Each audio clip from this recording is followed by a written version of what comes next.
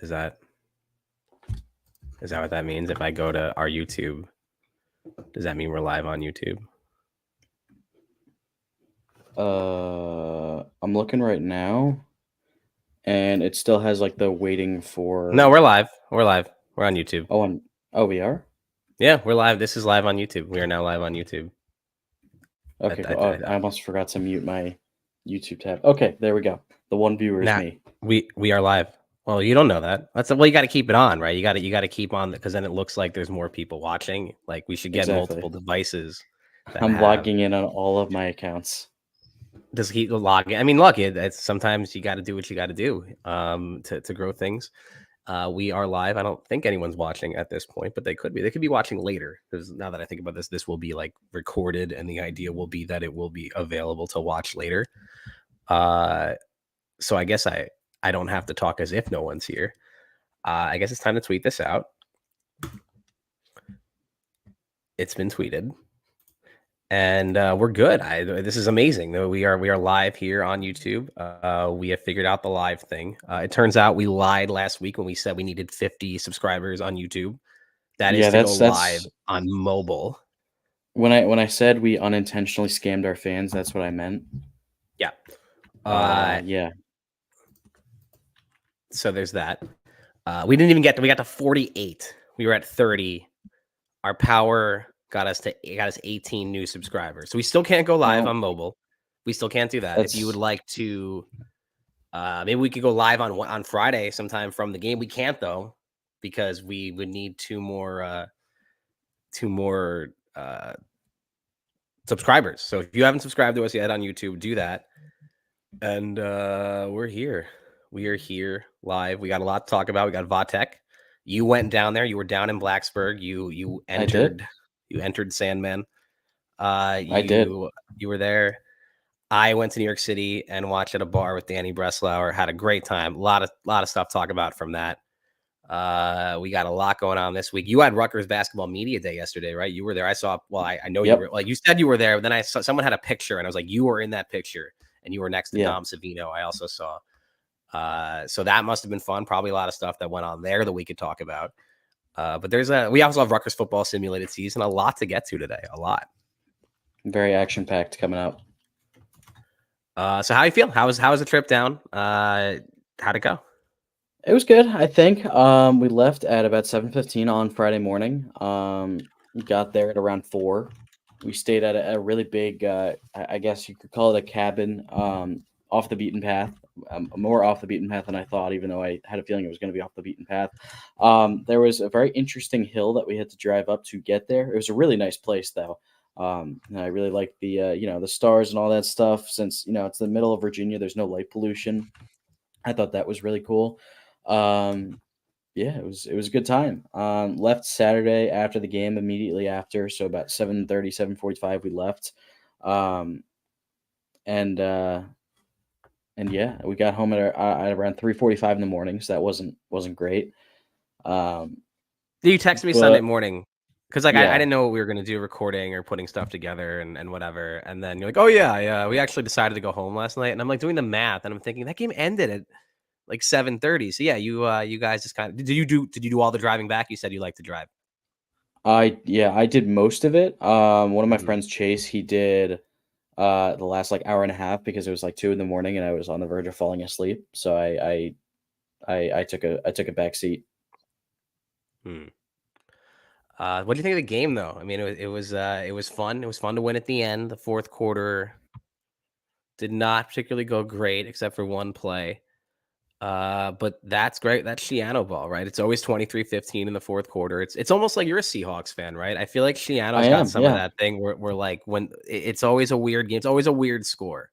Like, I feel like it's never 17-14 Seahawks. It's always like, 22-18. And Rutgers has some of that too, where it just feels like it's always 23-15. Alec's phone blowing up, by the way, I can hear. Buzzing all over the place. He's real popular. But yeah, just a huge, just up and down game all the way. A lot of people were like, I mean, I was not going into the game. I was not very positive. I did not feel very good about it. Everyone seems Positive. You were. I mean, I people were saying. I don't know if you had it as like a 2-score win. I don't remember what it was, or double digits or something. But like a I lot of had people were more it. confident than me. And then I still Yeah, was leaking confidence, even at what was it like 17-7. I can't even remember what the progression of scores were. 16 to 7 probably. 16-7. Right.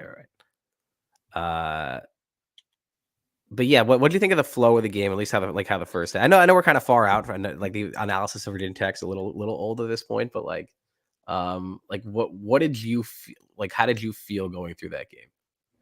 A lot of emotions.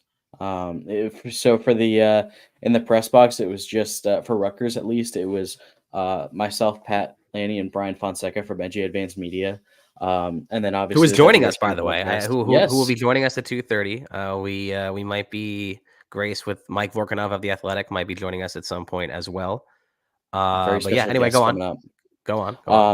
Yeah, so it was the three of us, and then obviously the WRC broadcast was in the press box as well. They were all the way towards the end. Um, so yeah, there was a lot of I had to fix my story a few different times, going from Rutgers football dominates Virginia Tech on the road, Rutgers football collapses at Virginia Tech on the road, Rutgers football survives Virginia Tech on the road. It was a whirlwind. It was definitely a whirlwind, but. Yeah, you could kind of feel. You, I believe when they scored the touchdown in their first touchdown in the fourth quarter to bring it to within 8, when they made it 23-15, that was when you kind of started to feel things like really shift. And then when they got the ball back again, obviously we saw Wait, how so that went. you actually started to write the Rutgers dominates Virginia Tech story? You start you I did you type it out? Like how much did you get out of the Rutgers dominates Virginia Tech story?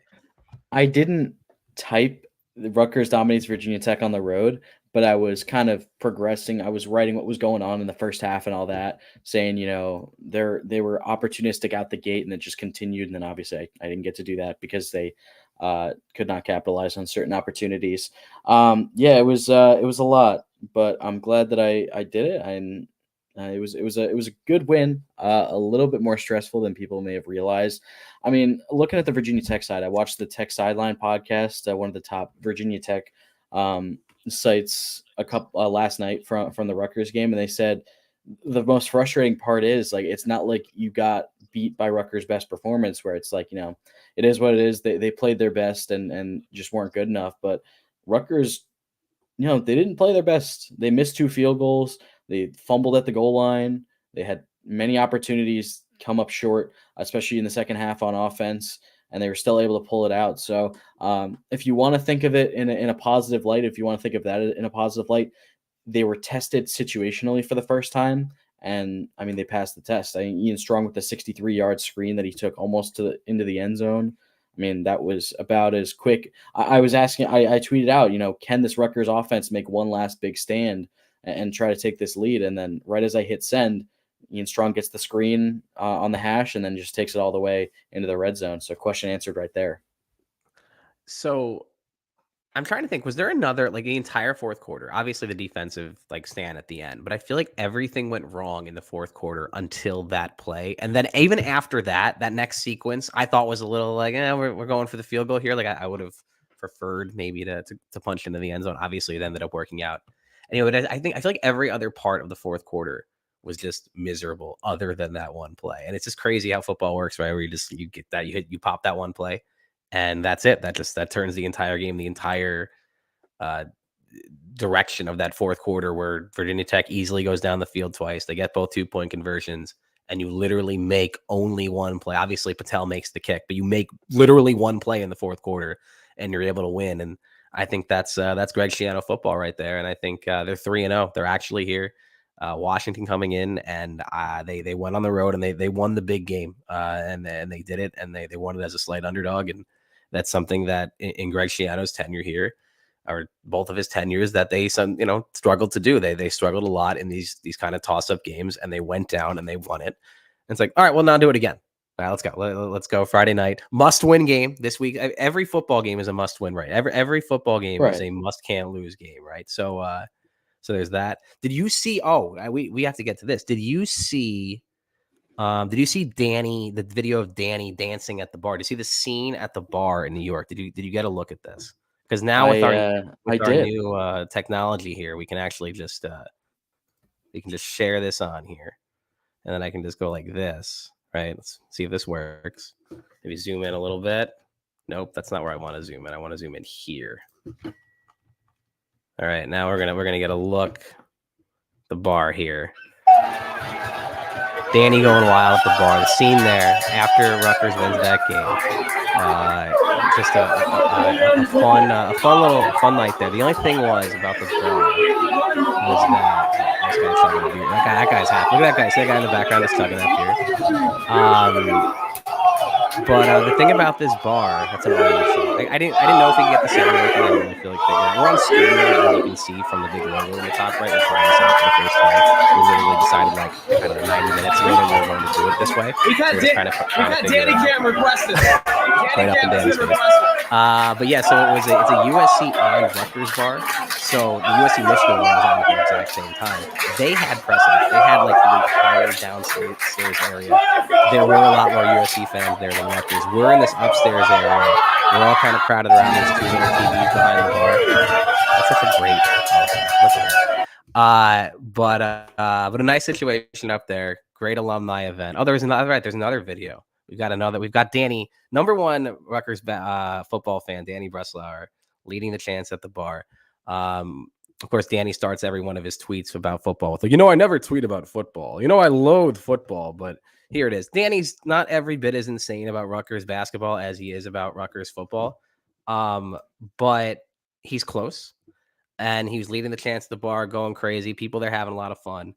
And the buzz is here. The buzz is here. I was just told they can't hear us over the video. Thank you for letting us know in the chat, Adam, for letting us know that. So none of that analysis that happened, none of that talking that happened during the video went over. Yeah, pretty much. Okay, I so can hear we're you. learning. Alec could hear me. Alec could hear me. Yeah. So we'll get that ironed out. And I guess you can't just share the screen like that, and it doesn't like changes the sound output or whatever.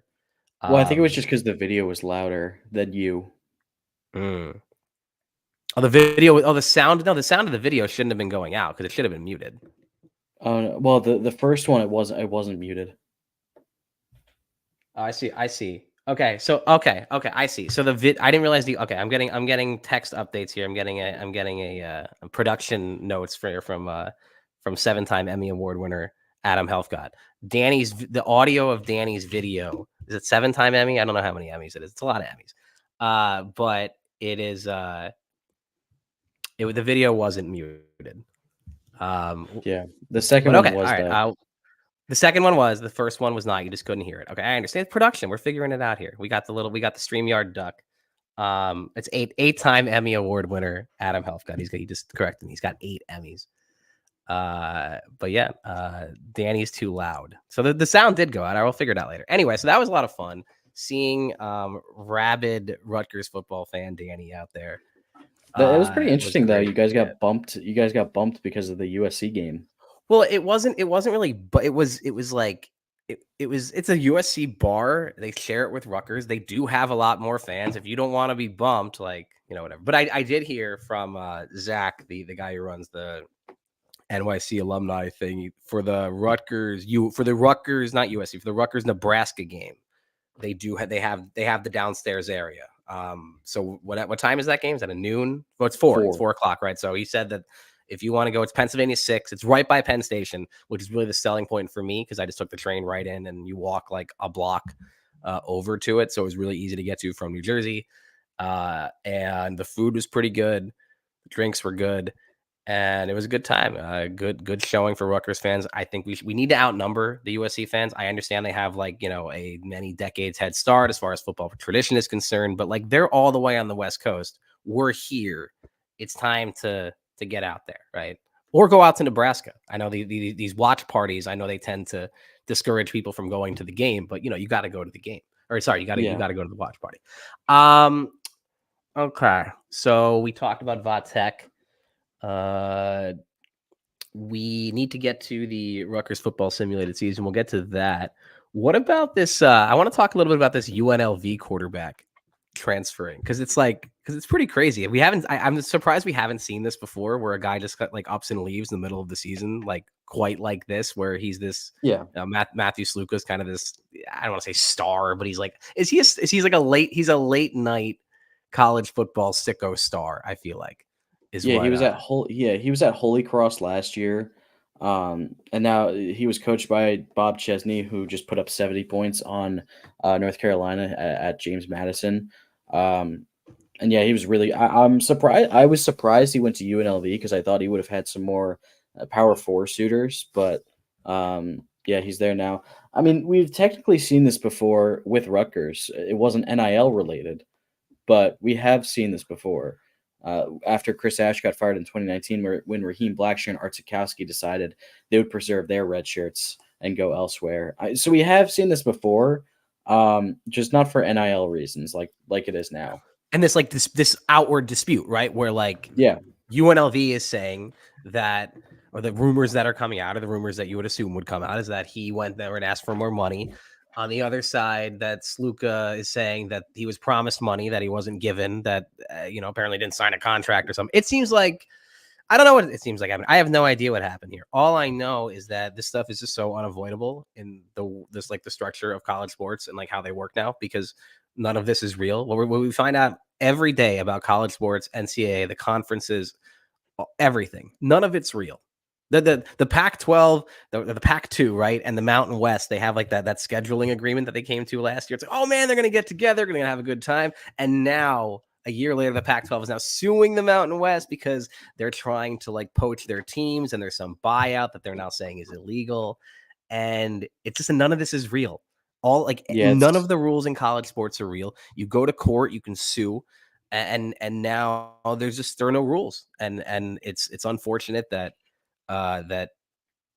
if he didn't get the money that was owed to him. It's unfortunate if in the middle of the season, 3 games in, he went in and was able to say, hey, I want more money. Nobody seems to know exactly what happened. I mean, obviously other than the people who were directly involved. There's no way out of this without some kind of collective bargaining agreement. They can keep going to court and keep doing all that kind of stuff. But it really sucks, because I think people just want to know what the rules are. I think people just want to like, all right, this quarterback's on my team. I'm cool with him making money. He can make 100,000, 200,000, whatever. But the idea that you just don't that you can just leave in the middle of the season because of a contract dispute that isn't even really a contract dispute, because none of this is real. I don't know how college sports goes forward in any bit the same way that it has for the last 100 years or so. Now that the floodgates have opened, I don't know what you do other than collective bargaining agreement. The schools aren't going to agree to that without being forced to. I don't know. This is going to keep happening, right? There's as long as NIL is here in this form, this kind of stuff is probably going to happen more often. I mean, yeah, like you said it, the only logical solution, and I've seen other people say it too. I mean, there is one solution to kind of not completely solve these problems, but make them easier to deal with. And that's, sign the collective bargaining agreement, make them university employees. That's like the main thing that'll solve this. And I know James Kretsch was saying it in the Discord as well, that if you do this, it'll also make some of these agents who really don't know what they're doing, the NIL agents, it'll have a certain certification as well to set some kind of standard that there needs to have. Yeah. And until then, we're all just kind of kind of sitting around and just, oh, okay, the quarterback just leaves, and that's just something that people are going to have to deal with. And I did read something that was sort of interesting, kind of related, about how someone tweeted out about how athletic directors are aware of the idea that, if you fire a coach before 4 games, then you could have a lot of players sit out. That Rutgers, maybe Pat Hobbs didn't think about that, but it was time for Chris Ash to go. It didn't matter. That Chris Ash could not spend another week as the Rutgers football coach. So they didn't have 52 to 7. What was that?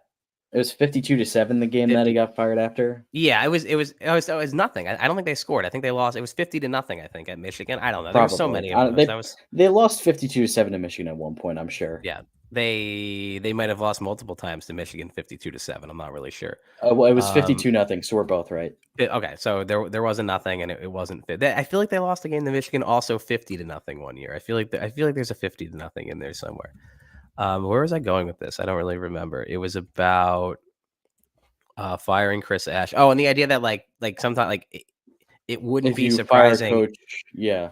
Yeah, that like if next week after teams have played their 4th games, or sorry, you can play 4 games. So I guess after 5 games, maybe some schools that like might have taken that into consideration. Anyway, it just kind of shows you how like I don't know.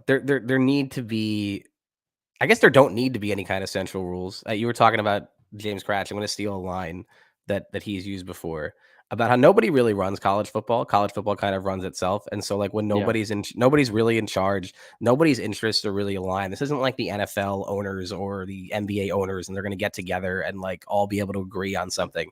It's a lot more mom and pop and I don't know, kind of just haphazardly put together. And that's how you're seeing them try to put it together with like the court settlement. So I don't know. I think we're stuck in this weird place where we're going to this will keep happening. I guess. I don't know. It's kind of fun unless you're a UNLV fan, I guess. But I don't know. It's certainly different than something that would have happened like, even a couple of years ago. Yeah, pretty much. I guess we'll see if this happens. I mean, to be fair, most teams are playing game 4, so I don't think much will happen after this week. So, yeah, no, I know it would have to be after game 5. But yeah, do we have Washington on Friday? You will be covering it as you cover every single Rutgers football home game. We've got big plans for Friday. I'm going. We got Danny. We got Mike from the Are You Screw Pod going. Adam is going. We've got. I think that I mentioned my brother. I don't remember if I mentioned my brother's coming. We've got Alec covering the game. We've got a big tailgate. None of us are working late on Friday. I think everyone's out of work by like 1. So like Friday has a potential to be, I don't know. I don't know what's going to happen on Friday, but we'll certainly record something from the parking lot. So like what's happened twice now. So I recorded stuff for Akron from the parking lot. Stuff in the parking lot turned out well. The audio quality of the stuff in the game turned out terrible. So I didn't put that out. Then this past weekend, I recorded stuff for Virginia Tech. Then I got there and I was like, I'm at a bar. I don't feel like recording anything. So I didn't really record that much at the actual bar. But I'll throw some of that stuff onto the audio part of this episode. I know I'm just kind of like, this is one of those situations where I'm just having like a production meeting as well as we're live. We're live on YouTube. Yeah, pretty much. But do we have what do we think of? Oh, that's right. We have sounds. I forgot about that. I totally forgot. See, that's how do I get there? Oh, why is it? Oh, geez, it started looping. Oh yeah, the loop. How do I get to the on the right side instead of comments, go to brand and then scroll down. Oh yeah, okay. I see. We're all learning. There we go. Oh, and it's looping again. Oh, you can turn off the loop, so now we can just do that. And then so we don't have everything up now, but we got some of our stuff. Princeton's gonna try to show up in full force and be, we made a tournament, we made far, we smart. Like, dude, you gotta get ran up and down the court. Like, always a good. Always good. All right, so we have Rutgers Football Simulated season. We still need to get to that. Rutgers Basketball Media Day. Actually, let's how do I want to do this? So we've got Fonseca's coming on at 2:30. He was there. Fonseca was there too, so we could talk about some stuff with him as well. We could talk about that. What can we fill 15 minutes with? What can we fill the time with? We could preview Washington a little bit. We could we could preview Washington. I was looking at some of their stats. It seems that their defense is good. What do you know about Washington? What can you tell me about Washington? They definitely have some talent, is what I'll say. Okay. Will Rogers is a very good quarterback. I don't know if he's he probably is the best quarterback that Rutgers has faced. Kyron Jones hasn't looked great so far. So yeah, he is definitely the best passer that Rutgers has seen. probably the best quarterback in general as well. He came from Mississippi State. He's just very accurate. I think he's close to 80% completion percentage. At the very least, he's over 70, I think. So he's had a really strong start to the season so far. Someone to look out for in the run game, Jonah Coleman. He is he's a pretty solid running back. Someone to look out for. Receiving game, Giles Jackson. You may remember that name. He was at Michigan a while ago. And then Denzel Boston's their other receiver. So a lot to look out for. They're a very solid team offensively. And Jed Fish has done a really good job of just getting talent at pretty much both of his stops so far on the West Coast. He was great. It's getting people to Arizona. And then he brought a couple of them over to Washington as well. He didn't get what he did not get. I was surprised was Noah Fifita, his quarterback at Arizona, and then Titaro McMillan, a star wide receiver at Arizona. They both decided to stay, but they have got some other guys as well. Rutgers his name, is Titaroa. I've never heard anyone actually say his name. Titaroa. Is that are you confident in that? I've only seen it spelled. This Arizona receiver. I have no idea how to say his name. I'm not putting you. I mean, I guess I'm kind of putting you on the spot, but now that I'm reading it, it's Titaroa. That's how I'm pronouncing it. Titaroa. Okay.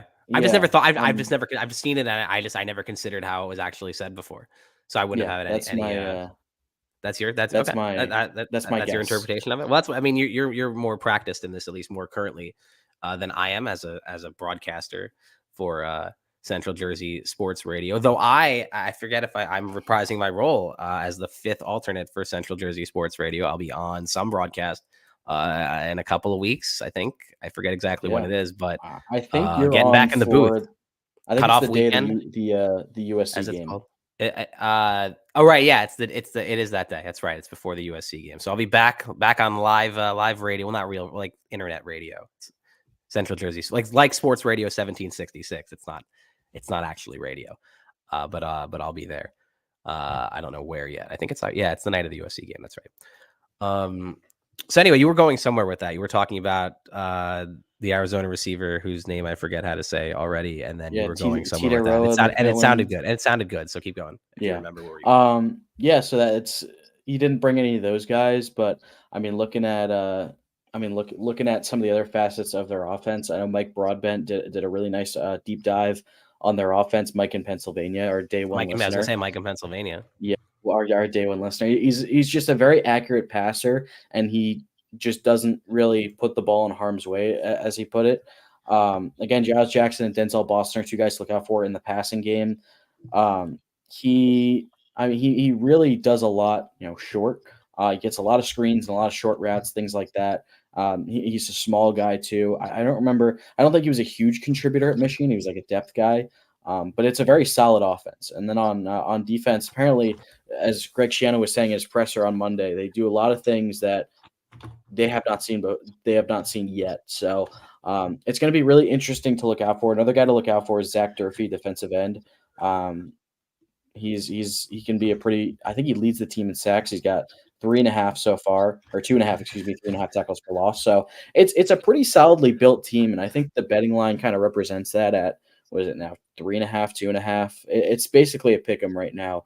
I think it could go either way. I think Rutgers has the advantage because they're both teams are on a short week, but they are not the ones that's traveling across the country. Yeah, no, I would assume that matters. I don't know. I mean, I never know what to think about that kind of stuff. Like traveling across the country. Oh, they've got a flight. They're like 18, 19, 20 years old. They don't care about that stuff. Like I don't know. Like I feel like they don't. I don't know. I don't know how much that matters. The short week stuff. I guess Washington hasn't had a bye. I believe, right? They've played every single week, right? The last since week 1. So that's obvious. I think that would be an advantage. Rutgers seems to be pretty healthy. What do we know about the injury situation for Rutgers? How are we looking injury wise? Obviously we don't know because we don't technically know unless somebody's out for the season. Yeah. What do we have for Rutgers as far as injuries is concerned or are concerned? It seems like things have been getting better. I mean, Wesley Bailey and Tyrone Powell and Troy Rainey all came back from injury. They missed the first 2 games of the season. I mean, just looking back at the availability report from the game, obviously Mo Toure out for the year. The only 3 guys that were out for the Virginia Tech game were Mo Toure, AJ Surace, who probably isn't going to play at all this year anyways, and then Amir Stinnett, who's a depth offensive lineman. Benjamin Black was questionable. He ended up playing and got a lot of run. Right now, at least, it doesn't seem like there's much injury. There's too many injuries in the starters, maybe a couple in the two deep. We saw Sam Brown come back, and he looked like his old self. He got a lot of big carries. So I think this team's in a better That was spot great. health-wise. That's been so cool to Yeah. see.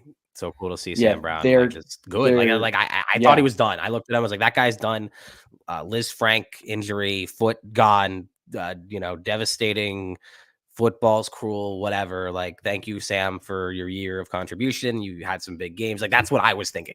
And then he just at the Pinstripe Bowl last year, he looked good, and it looks like I don't know. It looks like Rutgers has two legitimate starting Big Ten running backs. I mean, not even legitimate. So like maybe two of the top 12 backs in the country, if in the conference, country. I don't know. I mean, what Sam Brown looked like at times his freshman year, maybe that wouldn't be crazy to say. But like if Sam Brown looks like this, because when we're watching this game, my first reaction when I kept seeing Sam Brown is there something wrong with Kyle Monangai? Is he hurt? Is there something we don't know? And as the game's going on, he's getting more touches. Like, no, this is just touches that Sam Brown has earned because he's good enough to take some carries from Kyle Monangai. And that's not a knock on Monangai at all. It's just like, this guy's good. This guy's back and he's healthy. And it is a remarkable turnaround story from what it looked like to my completely unexpert opinion. And it was quite good to see. And I said this preseason too. Like they're going to need Sam Brown as the season goes on because you can't give Kyle Monangai another 250 carries with no one else to supplement him. And now they have Sam Brown to take away some of the carries that Gavin Wimsatt left behind as well. And we saw Antoine Raymond get involved too. He might redshirt. Who knows? He's supposed to be a high school senior right now. He's 17 years old. If Sam Brown's back and healthy, Jayshon Benjamin hasn't played yet. But if they can stash Antoine Raymond for this year, he already looked pretty good, granted against some pretty weak competition. But again, he's 17 years old as a freshman in college. He looked pretty solid. So yeah, I mean, it's really good to see. I think and Shiano kind of hinted at it before the Virginia Tech game. They're in a much better spot health-wise now. Mm-hmm. Okay, and so now it looks like we are ready to be joined by a very special guest. You might know him as Mike from the RU Screw podcast. I know him as Mike Vorkunov from The Athletic. And Mike is here. Mike Vorkunov here live on Sports Radio 1766. His first appearance, he appears to be in some kind of weird void or something. I don't know. He's like in that room they take you in like the second Matrix movie or the Matrix. I don't know. Like, I don't know where he is. But Mike, you are here. Actually, this isn't your first time on Sports Radio 1766, but it's your first time live on Sports Radio 1766. So welcome. I'm actually in the podcast studio I've created in Janet's voice. Please lower your gain, Mike. Please I don't have a lower microphone. it. What are you talking into? Headphones. Okay. Can you lower? Is You there any have way a you podcast microphone that I carry around at all times? I can lower your microphone. Okay. Wait, I'll no. talk as loud as I want. You can't tell me what to do. It just sounds really bad. Is all I'm saying. Like this is So radio. Your podcast, but here we are. What is this? Why am I being insulted? What is happening right now? So what's going on, Mike? I'm Mike Vorkunov of The Athletic, basketball person. You're here. You're like, what do you think? You said it's bad, bad production. It sounds bad. It doesn't seem very. Yeah, see now we've got the fail horn. What are your thoughts? What are your thoughts on the show? It sounds bad. I said the podcast was bad. Well, what's bad about it? What's wrong with this? I mean, you're on there for one, so that's a bad start to I just noticed Alec's shirt. It's cool. It's got the pocket. Yeah. With the what is that shirt? Like, what is the? I think Alec should do this podcast by himself and kick you off. I think thank you, that. Mike. Yeah. Well, I mean, I have squatters' rights belongs to podcasts as well. I mean, are you suggesting are you suggesting a hostile takeover? I mean, I don't know. Max did a hostile takeover of the RU Screw Pod, which is now apparently either a subsidiary or the corporate overlord of Sports Radio 1766. I'm not sure about the corporate flow chart. He never quite explained how that works. But if he can do that, why can't you do that to him? So I can edit your name. Okay. I did that. Okay. You're not an 8-time Emmy winner. Yeah. Okay. That's good. That's the yeah. Okay. Non 8-time Emmy winner. 8-time Emmy winner. What have you ever done? What is something you have done in your life exactly 8 times?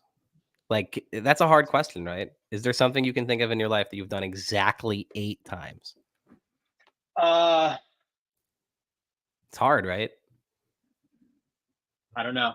I don't Yeah, know. it's a hard question. It's a hard. Yeah, you could say something you've done like 100 times or like once, but 8 times is a weird number. Anyway, Adam's won 8 Emmys. I don't know if you knew that.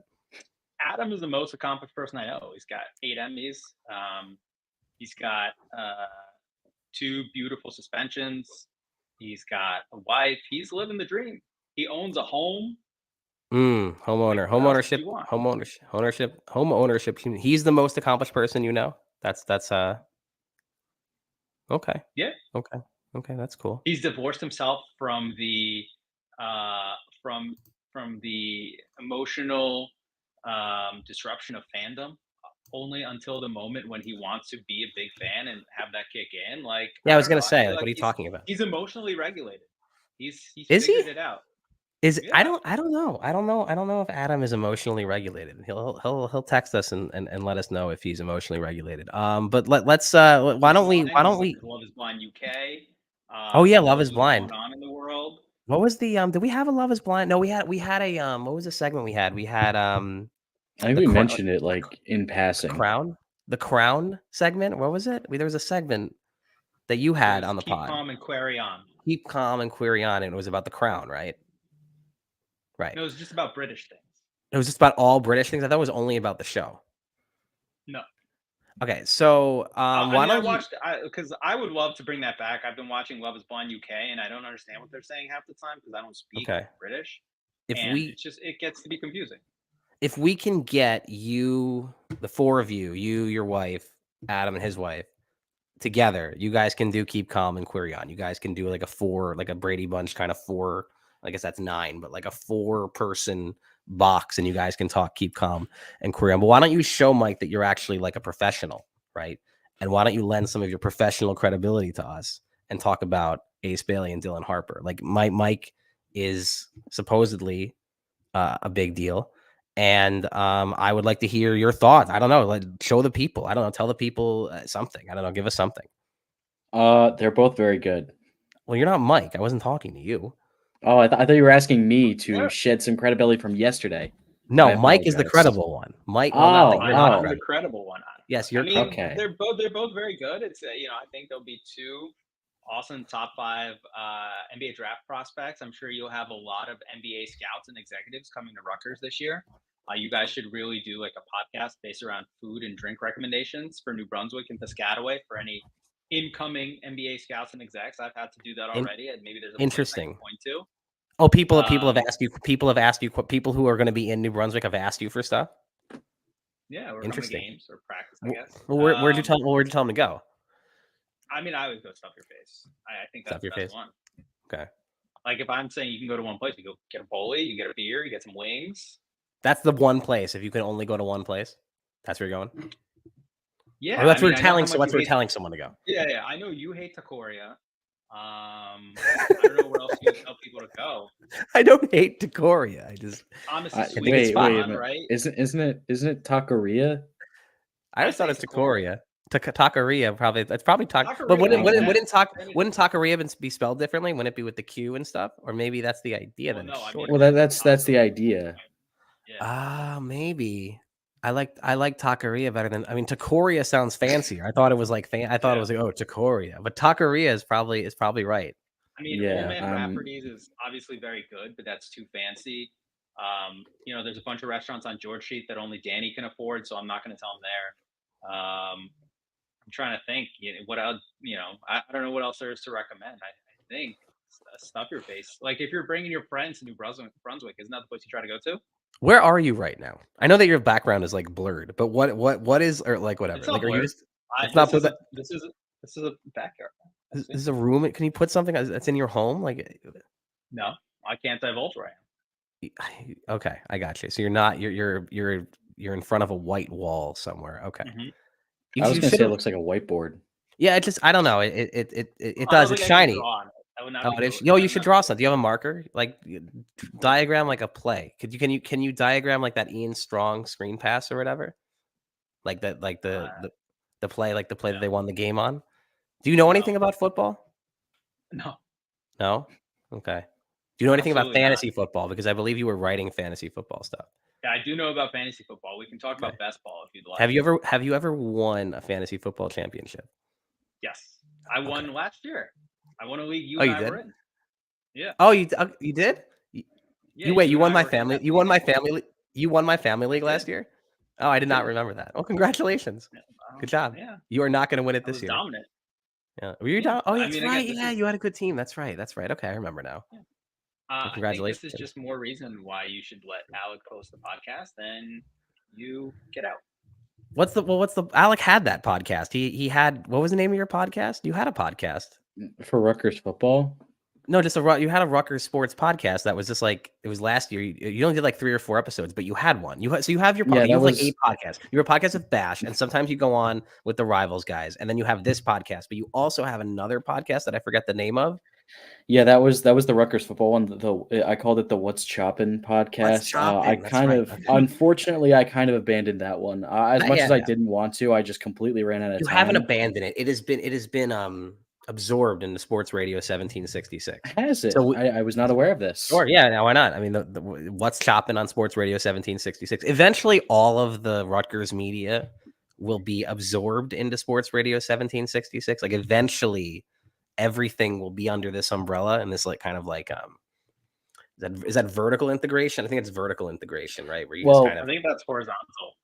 And the horizontal will be everything in one, but there's multimedia, right? There's video and there's like social media and there's audio and there's print, right? So that's vertical, right? Like, but in the first episode, I referred to it as the Sports Radio 1766 media conglomerate. Yeah, I mean, so right now it has Max and Alec. That's Sports Radio 1766. It has the What's Choppin' Pod. Welcome aboard. Mike Bash, you now work for Sports Radio 1766. Congratulations, welcome. I'm sure you'll love it here. I'm sure he's thrilled. And now maybe more. So we should have Brian Fonseca coming on shortly. I think I sent him the link. Rutgers Sports we'll podcast see if he shows up. Yeah. So yeah, I know you're a big fan. I know you're a fan. I don't say fanboy. What's the word I'm looking for? I want to be more like listener. I think it's just you're a listener, but you're a big fan. Here's Brian Fonseca joining us here on Sports Radio 1766. You got Mike Vorkunov here as well. Mike was just talking about Mike was talking about how he's a huge fan of the pod of the Rutgers Rant. I do. I listen all the time. I appreciate it. We'll have another episode tomorrow morning. Fresh. What time is your commute? I'll put it up just for your commute, just in time. It's not the commute. It's the run. It's the morning run. So I try to get out 5 a.m. by 6:15. Yeah, I try to get out by 6:15. It'll be up by then. 6 o'clock on the dot. Okay. How far did you run this morning? This morning I didn't run. You didn't run this morning? We're talking about basketball, I guess. We've got 2 people here at Rutgers Basketball Media Day. We have a guy who supposedly knows something about basketball. So actually, what we need to get to the simulated season. We have to get to that. So why don't we get that on? Alec, why don't you work on getting that on the screen, and we'll just start talking about whatever. Well, thankfully, it doesn't take that long. Oh, it doesn't. I forget. Okay, I have been replaced by the College Football 25 loading screen. College Football 25 loading screen. We've got that going. Okay, so why don't we? I think you can talk about basketball while you play video games, like with that. Well, that was the idea. That was the point. That was what we were going for. It's like a really crappy version of the Manning cast. So Brian, you were at Rutgers Men's Basketball Media Day yesterday. How'd it go? What was the vibe? We haven't taled about it. I know Alec was there too. But I heard there were Jets questions. That was important. I heard there was a Jets question. And how'd it go? How was Media Day? I'm gonna steal the show from Max. Go for it. I don't care. I've been talking to like NBA scouts and people who are coming in to watch Rutgers or planning to come watch Rutgers games. And they've been asking me for places to eat. And the one place I've been recommending all the time is Stuff Your Face. Is there someone else? Or is there somewhere else you would recommend? I think that's the number 1 spot. I think Stuff is like the least controversial, most popular place. I would definitely put that on my list of top 3. Taqueria is my favorite place when I was at Rutgers, the Mexican spot that's across the street from Stuff Your Face. Hates that place. It's funny. Funny you should mention that. He also called it taqueria or Yeah. Wait, did you say taqueria or taqueria? Which one did you say? Taqueria. Taqueria. Okay, No, because Mike and I it's just obviously pronounced taqueria, but I call it taqueria. I never considered that it's actually called taqueria. I just looked at the word and I thought, oh, taqueria, and moved on with my life. I never considered what like it was supposed to mean. And I kind of like taqueria better. But anyway, taqueria, good choice from you guys, or at least you guys think that. So go on. Sorry. I loved it. I ate there like 3-4 times a week when I was a senior. We I lived have a one few by blocks me away. too. I love it too. Max hates it. He has called it a mid restaurant. I did call it mid. I did say that. Yeah. I Each can't. their I own. can't. By the way, if the owners of Taqueria would like to advertise on Sports Radio 1766, they may, and I will say great things about your restaurant. He prefers the authentic food of Cranford, New Jersey, the well-known food hotspot of America. I should have known that Mike would just come on and blow things up as he tends to do around here. It's not. Well, I mean, you didn't care when it was your podcast. You would just come on and ruin it anyway. It didn't really matter. It was kind of the point, was to sit in a room with your bad microphone quality. And now we have comments on the screen. How did that work out? I don't know. You can highlight comments and that's neat. That's cool. It's a hostile takeover. I see. That's cool. There's a lot we can do with StreamYard that we're just kind of now figuring out how to do. I don't even remember where we are. This has gone off the rails. So how do we make it so that Alec is? We need to make Alec the main thing here. How do we switch over to like the thing where it's this one? But how do we make it Alec? We go like this. Boom. Nope. Oh, well, that didn't. Oh, I ruined it. Where'd everybody go? I did have it. There we go. Okay. All right. And then I have to change my input to something else. And I'm the guy who ruins the podcast. Well, look, this is... Brian, why are you on here? Don't we have better things to do? Aren't there other... I was just about to ask the same thing. I have a lot going on actually, but Max asked me to join. I could find half an hour to... because Brian is nicer than Mike. Like Mike is, Mike's coming on and he's just blowing everything up, and Brian is like, yeah, you know what? I'll come on. I'll do this. And Mike, I don't even know where are you? You're just in a blank room. You're in a blank room in your house. You're not doing anything. You say you're somewhere. You're at home in front of a blank wall. I have calls. I have a 3:30. I just got off at 1:30. I had a 10:30. I've got people I call. Who'd you talk to? Can't tell us. Nope.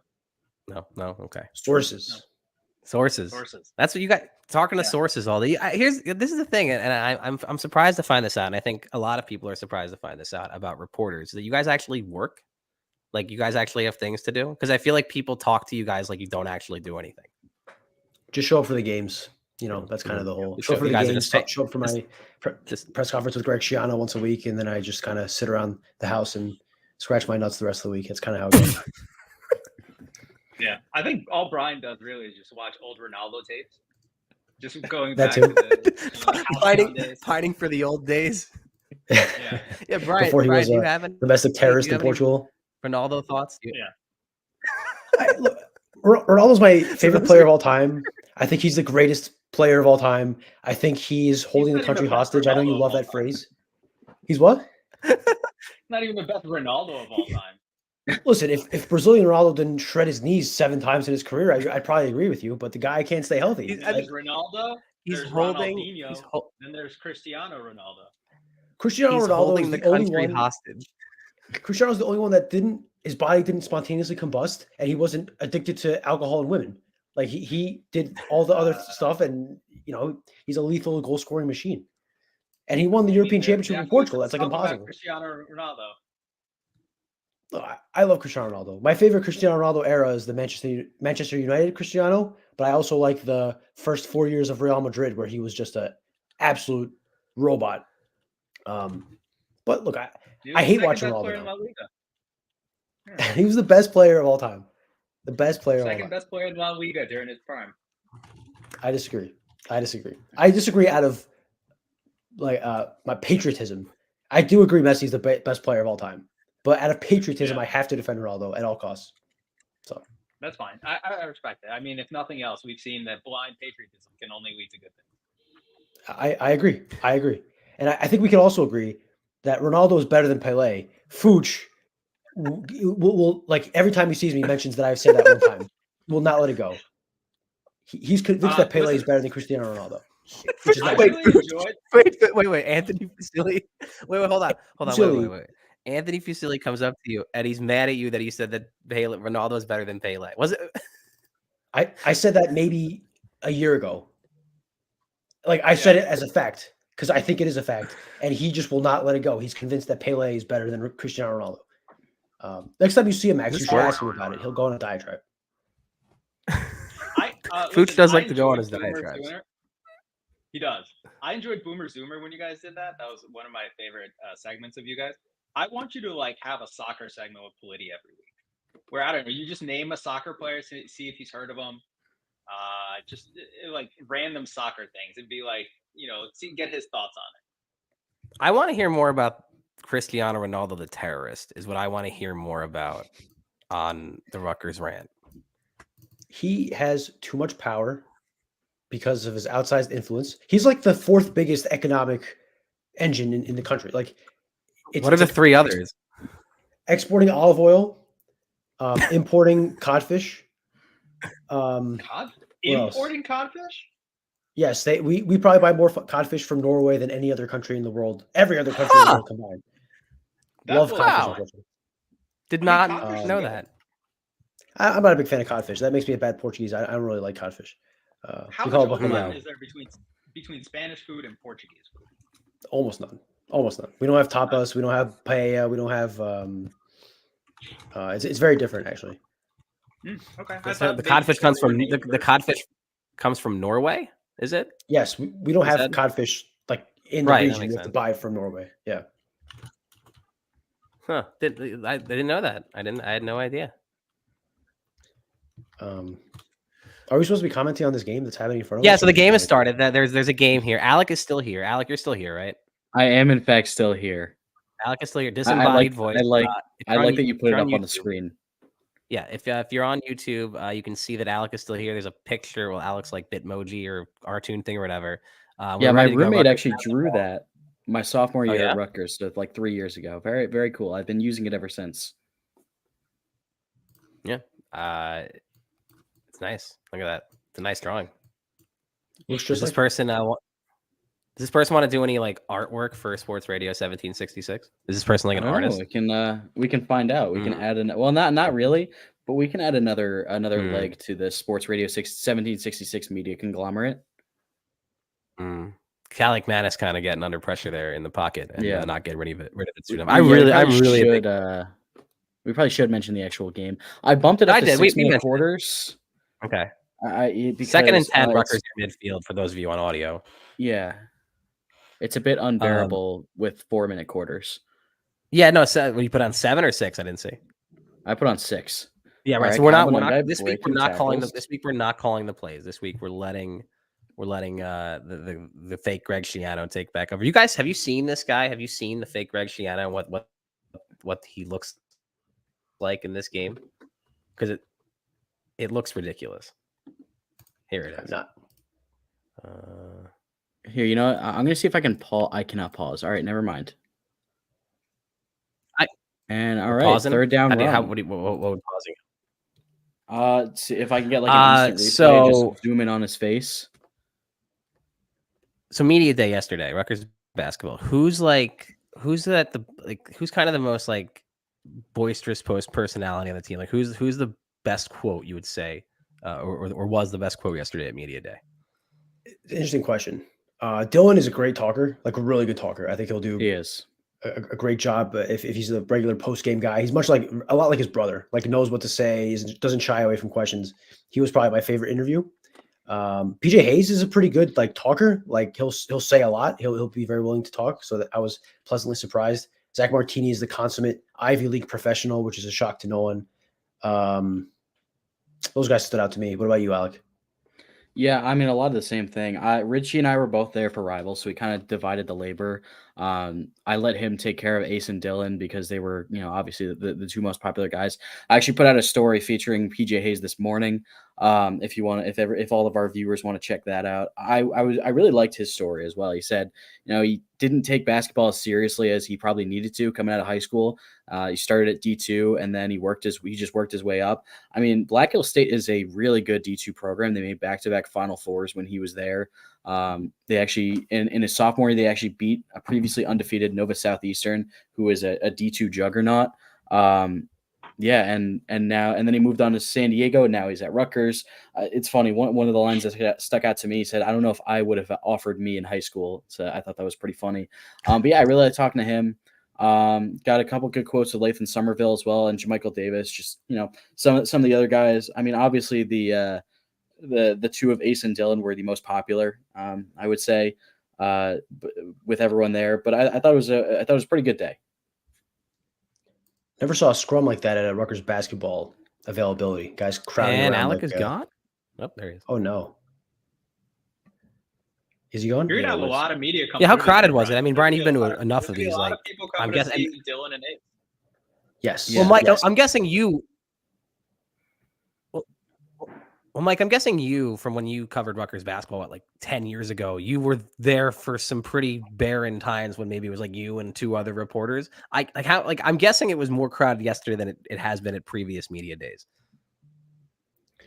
From my vantage, but yeah, like, I mean, usually it's the local outlets, us, Asbury Park, the recruiting sites, and then a couple of like college basketball local guys like Jaden Daly and Brian DeNavalis and guys who cover most Rutgers basketball games.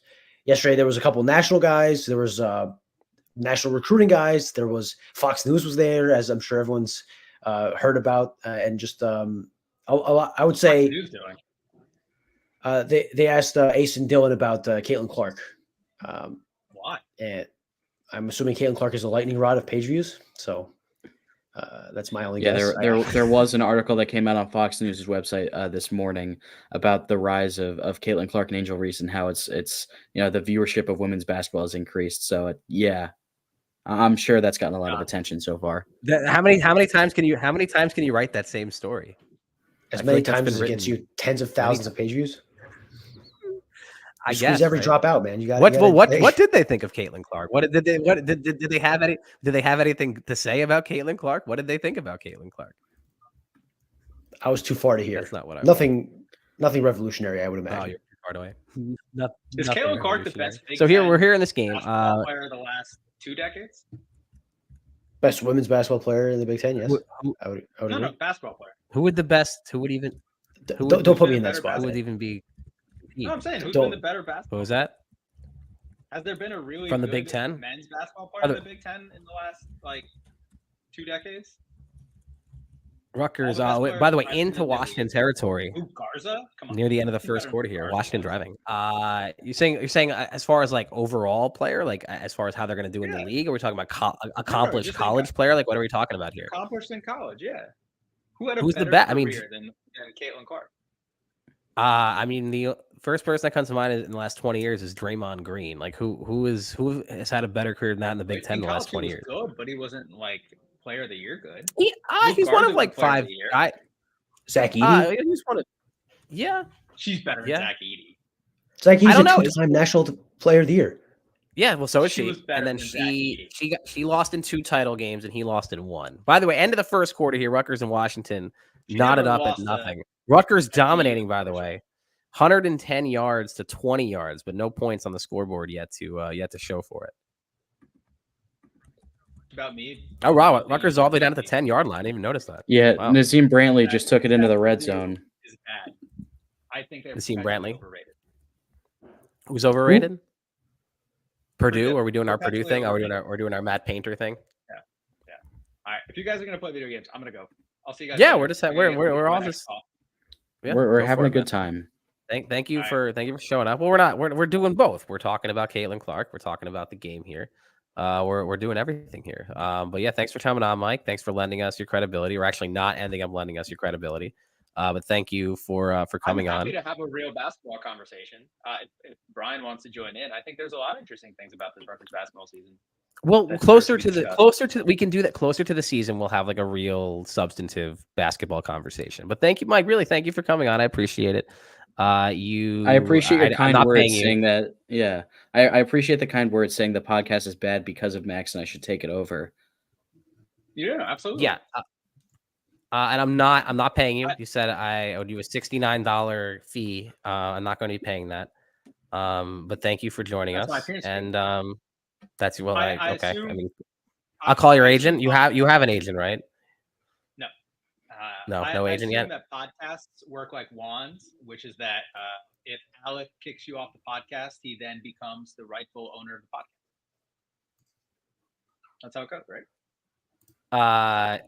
Yeah. Well, That's how it he worked does in have the Harry Potter. passwords to stuff now. Like That's true. Yeah, that's why Voldemort had to kill Snape. It's because he wasn't the one who had, Right. obviously. So you're leaving Spoiler. because we're talking about the video game, and now we're talking about Harry Potter. I love Mike. This is why you have Mike on. He comes in, he blows stuff up, and then he leaves. And Mike, you gotta do something about your hair. I like. Yeah, I know. I That's need why a I threw a haircut hat on. again. Yeah. Haircut again. Yeah. I gotta say though, I'll just like I'm too bald to not wear a hat on camera at this point. Like I'm just I can't do it. I'm at that point in my progression as a 36-year-old man.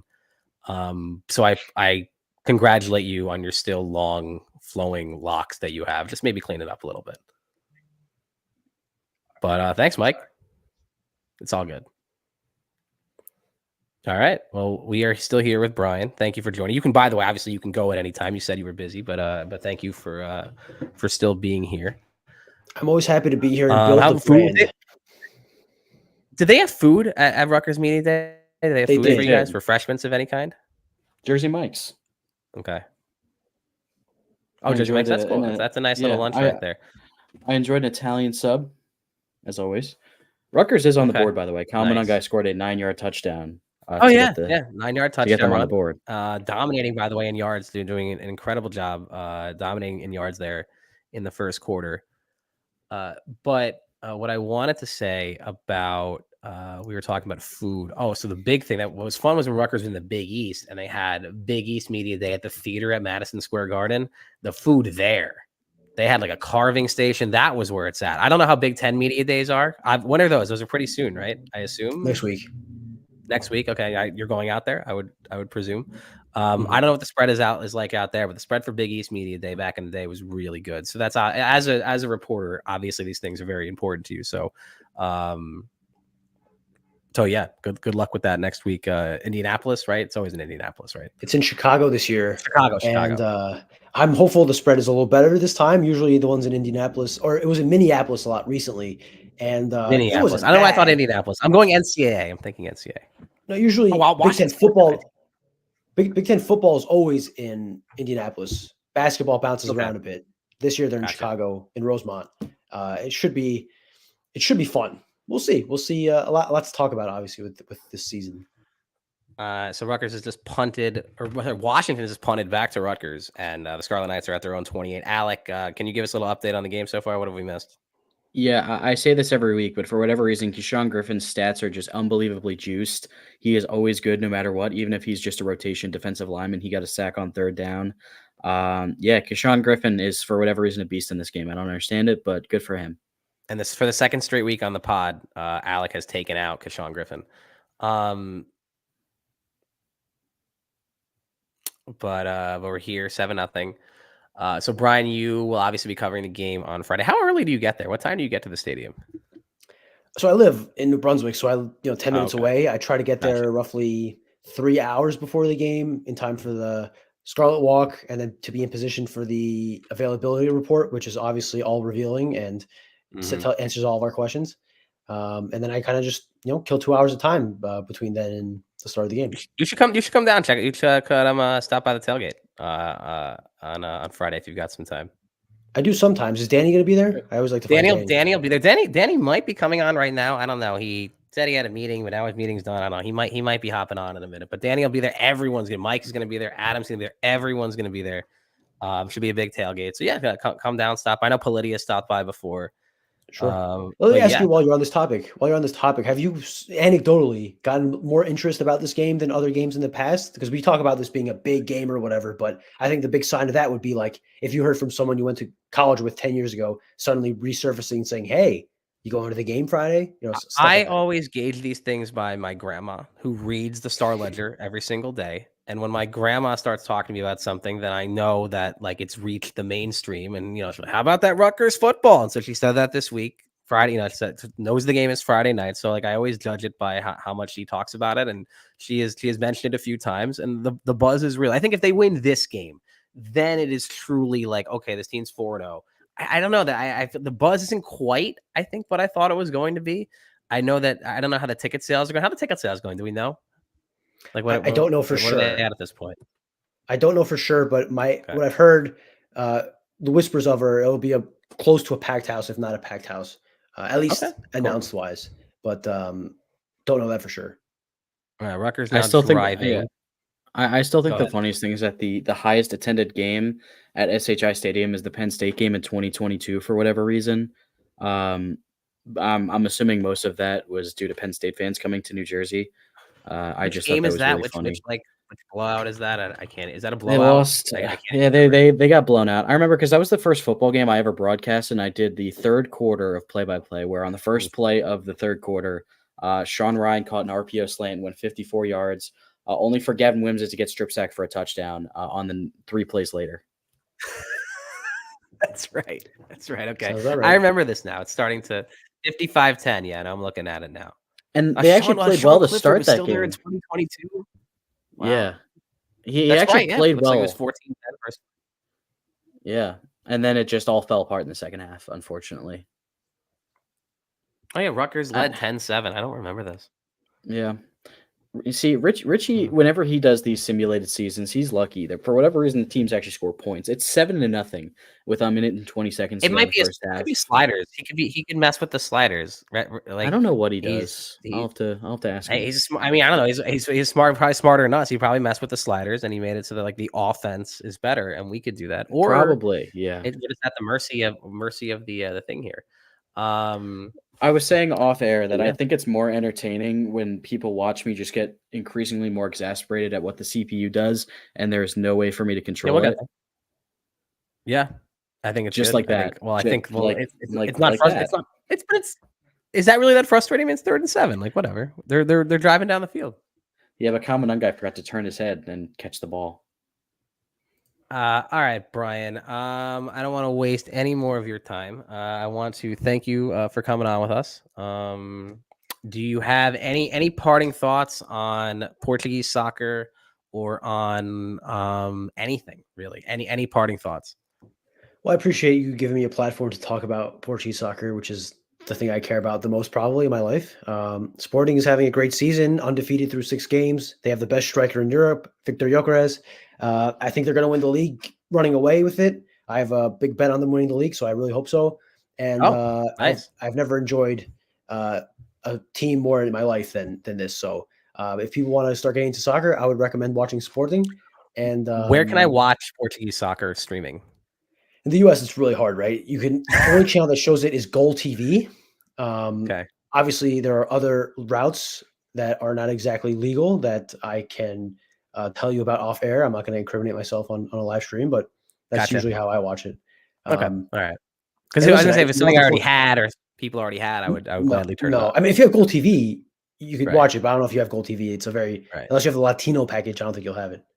I do not have the Latino package. I don't have that package. So yeah, I don't have it. Then you're out of luck. You have to watch janky streams. And listen, you should learn how to speak Portuguese so you get the full experience.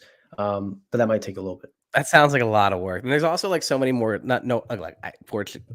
there's so many more useful languages I feel like I could learn first. No offense to the Portuguese people. I just feel like I don't encounter maybe I could learn Spanish or even like Chinese. I just feel like I don't encounter a lot of Portuguese people. So there wouldn't be much of an opportunity for me to use it other than to watch Portuguese soccer. But I'll put it on the list of things I'll never do.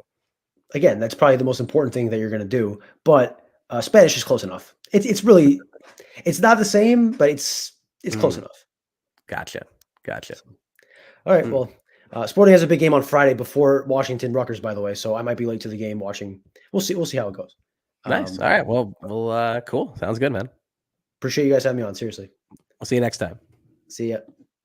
All right. Brian Fonseca on Sports Radio 1766. Now we can really focus on this game. And this is kind of my general viewing experience with any Rutgers football game, is to kind of, I'm paying attention in the first half, but maybe not so much. But now 10-0 second quarter, Rutgers is really dominating this thing. Alec, how about that?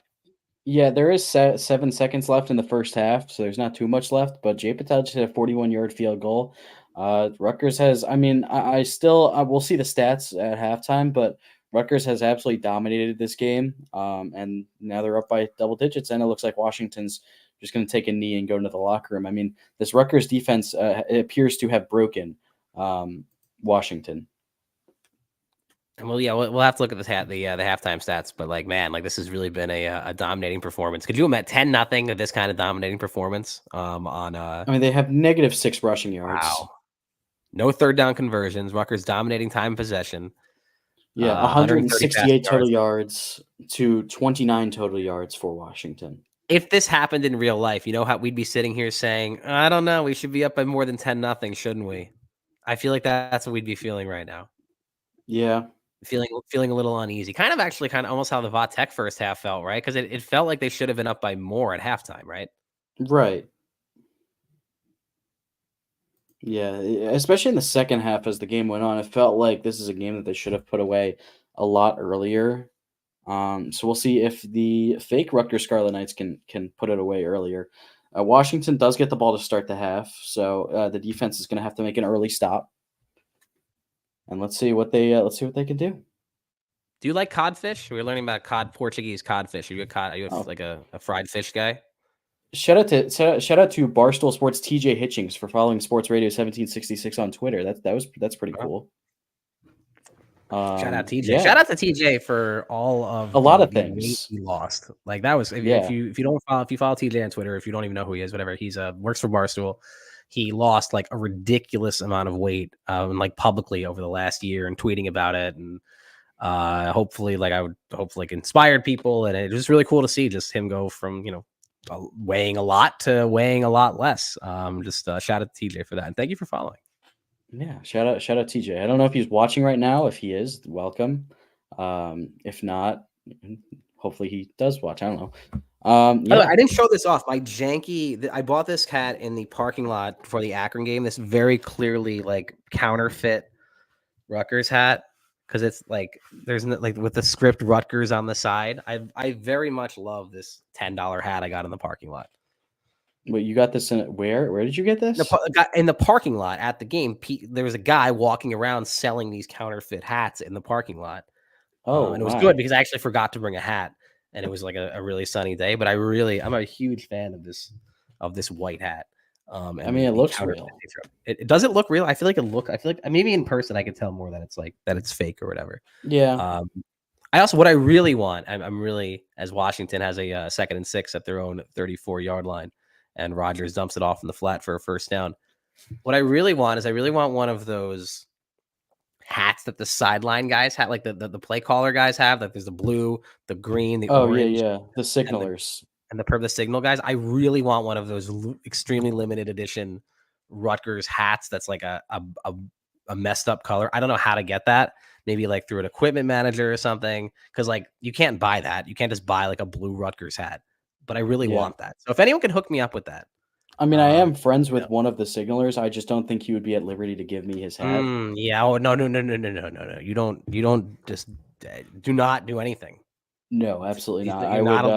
No one's allowed to do anything. I might get banned from SHI Stadium if I did that. You might just for telling me that. It might all be over. That one of the signalers. The fact that I won't say what. Yeah, I won't say what color. Do they? Oh wait, do they all have the same? Can you tell me? Do they all have? I guess you probably can't tell me that. Do they all? They have like a color. They have like a color they're assigned to, or they like? I guess I don't know. I don't know what's secret. What is it? Yeah, I don't actually know. I mean, you can obviously see them on the field. I mean, it went viral on Twitter and Instagram and all that. Right. I don't know if they wear the same color every week or if they have assigned. I don't know, to be honest. But that's the extent of my knowledge of the Rutgers football. That's the side of the field. That's the side of the field where Danny sits. He sits on that side of it. So like for the first time, I sat right by them, and it was really good watching those guys. It was fun. I I could tell which Wow. I think I knew which guy had the real signals, but I'm not 100% sure. But it was really fun watching those guys. Those guys are talented. Yeah, Those are the real stars, not the guy, not the guys. Yeah, that I have absolutely no clue with. Yeah. So I couldn't I'm sure even tell you if I I'm sure wanted to. I'm sure it changes. It might change within the game. There's all sorts of stuff. Yeah. But much like I'm sure someone from like the opposing team has someone trying to figure out who has the real signals. But I was spending a lot of time trying to figure out who had the real signals. So that was fun. Also, shout out Bo Masco, who a couple of plays ago had a diving pass breakup to save a touchdown. Now it's a 3rd and short coming up for Washington. 4 down territory, probably 4 down territory, I would think. I would imagine down by 10. I mean, you're at the 37-yard line. This isn't really field goal range. I would assume it's 4 down territory. Oh, and Will Rogers has just thrown an interception. And I can't. It's Tyreen Powell, actually a real Rutgers player, forced a turnover this week, unlike last week where it was Jermichael Scantlebury. I was about to ask, what was that guy's name? Jermichael Scantlebury. Yeah. Now Tyreen Powell gets an interception on 3rd down, and Rutgers is looking pretty good. They're still up 10, about 3 minutes to go in the 3rd quarter, and the offense has been dominating. How would you say our guest segment went today? I think it went great. I think Mike blew things up, as Mike tends to do. I thought that went well. I thought Brian was good with the stuff he gave us. I love to hear him talk about Portuguese soccer and obviously Rutgers stuff as well. I think it went great. It feels it feels like it's just like anytime he gets to discuss Portuguese soccer, it's just like a sigh of relief because he gets to finally vent to people about it. I'm sure he has his own friends to talk about it with, but like in a public sphere. You think he has friends? I would assume he has friends. I hope he has friends. I think he does. He who knows? I'm saying he might be out there just yelling about Portuguese soccer all day into a mirror, just like Kyle Monangai just got injured. Uh-oh. So that's not good. Put him back in. We don't have that power anymore. No, I'm not the coach anymore. After you did that to Aaron Lewis. Yeah, you hurt him. I'm not the coach anymore. Hey, Sam Brown out of the backfield, and he gets a 1st down. Yes, that's good. That was a good one. We were talking about Sam Brown earlier. I mean, great story. Let's see. Do we have any updates on Danny's status? Will he be joining the show today? He said his meeting's over. I texted him a link, and he hasn't responded, so I'm not sure. I would guess no, but we'll. Oh no, he is. There he is. He's right there. Oh, Danny, wow. Would you look at the timing? Danny, you're on Sports Radio 1766. Welcome. Hello. How are we? Unbelievable timing. By the way, I said 10-0. Yeah, 10-0, 3rd quarter. You, what time did I say you were going to end up coming? I think I said 2:16. You did say 2:16. Yeah, so this is a little later than 2:16. Well, Danny, I can't do it. Then Danny's going to be fine and come up. So we're talking. We played your video earlier. We played the video earlier. This is live, by the way. I don't know if you figured that out. What video? Because I was getting that text from Adam. What was of you at the bar, of you dancing at the bar and leading the dance at the bar, and that was on here. So we have new technology. We're powered by StreamYard here. We're figuring out how to use this, and we have all sorts of new things we can do. And one of them is we can play videos, and we played the videos of you dancing, and it was great, and it was fantastic, telling the people about how you're 98% as insane about Rutgers football as you are about Rutgers basketball. Regardless of what you want people to think, Danny's like the #1 Rutgers football fan, and great time. Rising tides. So we had Mike Vorkunov on of The Athletic. We had Brian Fonseca on of NJ Advanced Media, and now I've got Danny Breslauer on of Nothing. Definitely of Nothing. What are you of? Oh my goodness! Are you of anything? I'm of frequency. Knights of the Raritan. I can put a little thing under your name, and then it says Danny Breslauer, Knights of the Raritan. You see, like it like pops up there. It's very professional. Patel just hits like a 70 million yarder. 55 yards to be exact. Wow. Oh wow! How about him hitting that kick after missing 2 on Saturday? That was cool. Hey, yeah, it is now 13-0. Yeah, that was good. Even though it was a pretty short field goal. I mean, when your confidence is down like that, it's always good to see. Well, I mean, I think the second kick wasn't on him. I mean, that's like definitely not. Greg marched the dude out for a 60-yarder, 55-yarder situation. Like he did that to almost every kicker that he's had. It's like Federico and Sansanti and Ito. I actually think that kick led to Max and me looking up the historical percentages for like all the kickers. Yeah. And it turned out that Kyle Federico was not as good as we remembered. He had a big leg, but he was not as accurate as we remembered. He hit some big kicks. I think that's probably why. Like he hit some big game winners. That probably makes us think that he was in a better spot. I got absolutely. I'm sure you already talked about it. I got rocked by the booster shots. So I'm like, oh yeah, I didn't even talk about. Yeah, we forgot about that. Mike was on Danny's struggle with the COVID and flu shot. So Danny, when he gets any kind of shot, he's done. Thing about Danny is he's very not dramatic. I was not provided with a body that's Darwinian. Danny has a hard time dealing with any physical ailments. So, Danny, are you going to be okay for Friday? Do we need to find someone to get your ticket? So I have tickets tonight to the Yankees potential clincher, and I don't think I'm going to go so that I'm rested for Friday. Because I feel like if I sit out there on a 55-degree night in Yankee Stadium for my $8 seats. Are you going tonight? Oh, yeah, we never talked about it. I was maybe going to go, but I don't think so. I mean, I have the ticket. I bought them. The idea of sitting out there for 3.5 hours in 55-degree weather does not sound inviting. We'll see. Rutgers leading 13-0 at the end of the third quarter, still dominating. Look at this domination, Danny, in the stats here. 175 total yards to 90. I have a hard time, and they are rocking.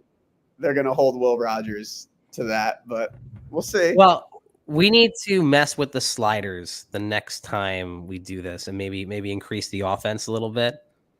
Yeah, because I mean, I watched a lot. The hits, watched a lot of that Washington State game. Washington State had a really good running quarterback, but like Will Rogers is really good for Washington. I think he. I don't really know a lot about. I know that he put up some really good stats for Mississippi State like 3 years ago, and then kind of fell off. And then he was a big transfer. I want to say he chose to transfer there like a couple days before DeBoer left. That sounds and then right. re-entered the portal, and then ended up back at Washington. That's correct. He's good. Yeah, I mean, he's not like a world beat. He's not a world beater, but he's he seems like he's pretty good. Well, apparently he's not. Yeah, he's not that mobile, so that maybe Rutgers can stop him. That's true, but I think apparently the issue right now is that he doesn't have the typical Washington skill talent around him, right? Like historically, they always have like a John Ross, right? Exactly. Their running back their running back got arrested or something. They had their running back. I think back, so he had something in the offseason. I think their running back's really good. But what was that guy's name? All I know is that teams that are generally run first do poorly against Rutgers. Teams that are generally pass first do well against Rutgers. So I'm always concerned that if you look at the math against Rutgers over time, it's like you should just throw the ball 70 times and you will win. Well, that was what it always felt like, even in those games where they ended up getting blown out as Washington throws it into the end zone, and we've got some freezing here. At least I have some on my end, so I don't know how this is coming through. But it didn't end up being a touchdown. And I totally lost my train of thought. But no, you were talking about how it probably wasn't that important anyway. Throwing 70 times in the blowouts, oh yeah, so it just always felt like those games could have been worse sometimes, where the teams would just like kind of run the ball, even though Rutgers could run the ball. But there was like a 10-year period there where Rutgers did not stop a single like slant over the middle. Rutgers did not stop it. If you ran a drag route against Rutgers, you got like a first down every single time. Not anymore. That's gone. This strikes me every time. Every like first quarter of every Rutgers game. Tyron Powell just got his second interception of the game. The tackling is so good. They don't miss tackles. They don't mess. They get a guy in the open field and they make the tackle. It's like Saturday night. My brain is still getting used to it. Yeah, but like generally speaking, I still think they tackled well outside of a couple of throws things. My brain is just always like it doesn't like I'd still trained to see Rutgers player like defensive back in the flat missed tackle for a 12-yard gain running out of bounds. Like I still think I'm going to see that. And so it's still I'm still getting used to the idea that I'm watching a completely different Rutgers football. Again, not Saturday notwithstanding. But this team's so good at tackling and in this game, shutting them down. How about this? We're still at a shutout with 4 minutes left. I think that a lot of the pundits believe that it's going to be pretty low scoring on Friday, which wouldn't surprise me, right? I don't think a 20-17 game would particularly surprise me. I would be surprised if all of Rutgers games ended that way. Yeah, that's fair. I think that, I was reading some stuff. No, actually, 2017 would surprise me because I think it's going to be like. I was just going to say 2017 would surprise me because it's going to be something like 21-18. It's going to be something like stupid like that. And I don't know. 2017 isn't really Sheehan. I don't know football well enough to understand how Virginia Tech actually sold out against the run. Apparently they did, and that's sort of how they were able to keep Rutgers at bay besides the intermediate passing game. But I don't envision Washington doing anything but playing straight up, and that could create a unique situation. I don't exactly know how that shakes out. So Washington now, they're at the 40-yard line. Okay. 4 minutes left. At the Rutgers 40-yard line. And this would be the time. I feel like the game makes comebacks more likely. I have nothing to prove that, but I feel like they tilt the odds in favor of the team who's losing. I'm sure rubber banding does exist in this game. The last game that I can remember being this low scoring in a big game at a night game in Piscataway would have been that Rutgers Penn State game where Nebraska. Oh, right. Nebraska. Right. Yeah, good point. Yeah, that was a collapse. Woof. Yeah. So as Washington gets a first down inside the Rutgers 30. So Richie and Rivals, they had their simulation earlier, and Alec sent me the screenshot that it ended in overtime. Rutgers lost 26-20 in overtime after blowing a second half lead. So this would be history repeating itself. Yeah, pretty much. They've got 3 timeouts? Okay. They've got 3 timeouts. 1st and 10. Well, just like you said, Max, the drag route goes for 12 yards. Yep, there it is. Yeah, that was it. That right there. 12 yards every single time. First down every time. So, Danny, we're going Topgolf on Friday before the game. That is the current plan. Tentatively, my current work block begins at 1 p.m., which is 10 a.m. Pacific. So that'll be interesting. I just saw TJ was in the chat. Shout out TJ. We got the. Oh, really? Highlighted. Yeah. No, so we can highlight. He's put an R. Let's go. That was 7. See, that's the thing is we only have 2 people here, right? Or 3, I guess, with Danny here. But we need a producer, right? We need an intern, someone who can work for free, right? Well, technically, you had Adam texting you at random, but I did. The problem with those texts was that I was in the middle of a meeting with my CEO and I was getting those texts. That was literally while we were playing the videos. I was like, "What is happening?" You were playing. I was playing the videos of you dancing at the bar live on YouTube as Adam is watching them. I didn't realize that the sound from the videos was going through. Adam was telling. Put those on YouTube. This is live on YouTube right now. Oh, you're live. That I get. No. So yeah, sorry. So that was on the so you know what I mean? That was off. Yeah, I got it. It was on the live stream. I thought it was and then 8-time Emmy Award winner Adam Helfgott was guiding me along the way.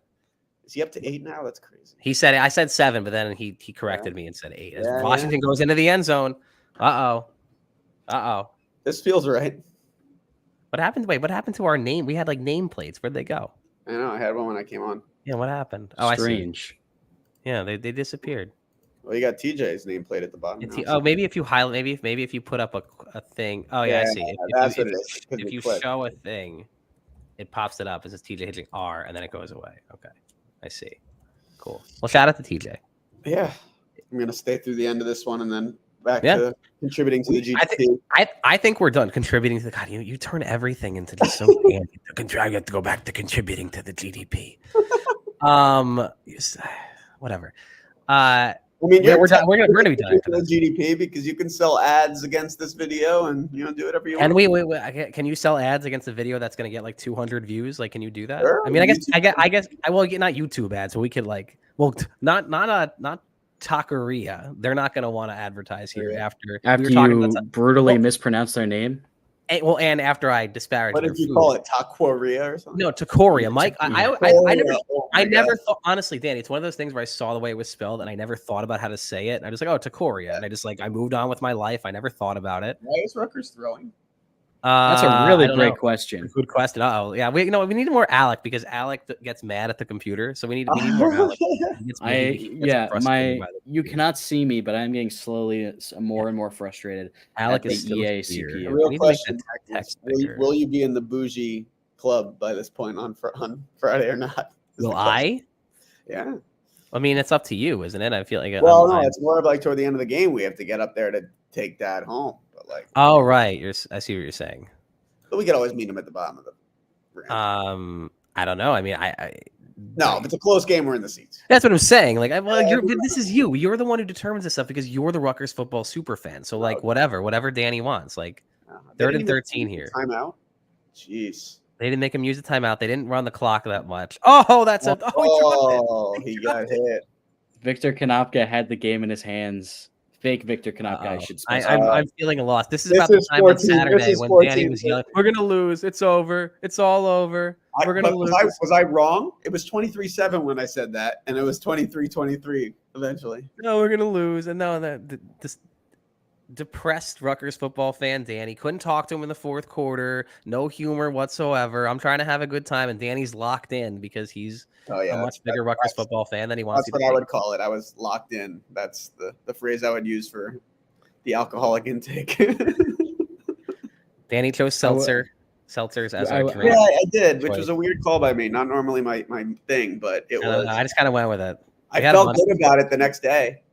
You did? I would like to point out an interesting point Kevin Gangler made. He said, did that say 2-minute warning? It's the 2-minute timeout. Yeah, ESPN is currently beating down on my door right now, waiting for me to come out, and they're going to bash my kneecaps in for suggesting it could be a 2-minute warning. Is that like a college trademark thing? It's wild. It does say it in the game. They haven't fixed it. It would take the funny thing. It would take 3 seconds for them to fix that, but they haven't fixed it. I guess they don't care.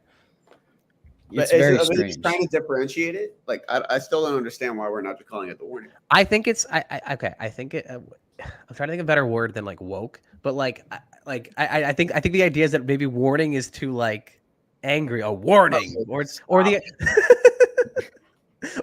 Or just that it's kind of antiquated, right? Like you would literally maybe there was no like digital clock, right? So it was like warning, there's only 2 minutes left. Isn't that where it came from? Yeah, because when they would keep the clock on the field, exactly. I feel like this is something we need to have. We need to have Cratch on because he knows all about like the history of college. At the same time, the game is literally on the line right here. It is 4th and 10, so let's see if they can get a stop. Oh, it's intercepted. Tyree Powell for the 3rd time today. You know what that was exactly like? Interceptions. That was exactly like an interception. Ross Pistol. That Ryan Manilak. Yeah, Rutgers in 2008, they had like 3 straight games they lost on backbreaking interceptions at the end, and they all looked exactly like that. Exactly. Yep. So it was good to see Rutgers get one of those. Max and I called both of those games, by the way. Is that Navy and Cincinnati? Navy and Cincinnati. We actually called West Virginia that year too. Why did we call so many games together? How did I not? I was the sports director too. How did that end up happening? I mean, I was good. Oh wait! Oh, Washington has 3 timeouts yet. The game isn't over. No, it's not over. Oh, well, it's close. Kamanunga has miraculously recovered from his undisclosed injury. That husky is really agile there. Apparently, I forget who told me this. It's not a real husky. They're like live they have like a live husky mascot, and it's not actually a husky. I forget who told me this. Like yesterday or something. How is that even? Wait, hold on. How would that even be? How would that even? It's be possible? like. I mean, it looks like a husky, but it's like a different breed. It's similar, but it's not the same breed. All right, here we go. 3rd down. Still only 1 timeout. Yeah, and Munungai gets stuffed. Oh, boy. Decision time for fake Greg Schiano, and he's punting again. We should fire this guy again. No, you have to. You got to punt. Yeah. You want to go for it at 4th and 3 at midfield? But you probably I'm not opposed.